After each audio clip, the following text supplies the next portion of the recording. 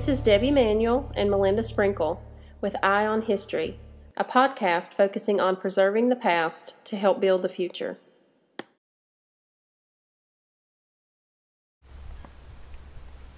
Today we are visiting the Booker T. Washington Monument here in Franklin County, Virginia. As you know, Booker T. Washington was born into slavery here on the Burroughs Plantation. Now let's go and learn a little bit more about Booker T. Today here we're standing at a replica of a log cabin in which Booker T. Washington would have been raised here in slavery. Now come on in and let's look at how close these quarters actually were.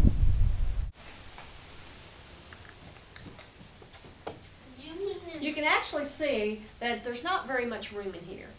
Basically, all you have is the necessities. You have a place for storage, you have a fireplace in which they would cook their meals, a small place to prepare meals, and here in the floor underneath here, you will see that this is where they kept their potatoes, which would be their staple crop.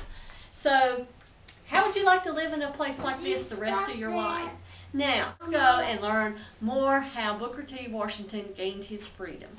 On this site in 1865, on the front porch of the Burroughs Plantation home, Booker T. Washington, along with the other slaves on the plantation, stood while a man who was a stranger, presumably a United States officer, came and read a short speech and then read a proclamation. It was at that time that he, along with 4 million other African Americans who were enslaved, learned of their freedom. We're at the bell that rang in their freedom. You know that Booker T. Washington was not allowed any freedom. They could not learn to read or write. This significance was very important because he became an educator where former slaves fought for their educational rights. He believed in education. They would gain their equality with whites through education and earning a trade. So let's listen to the bell that rang in freedom for these African Americans.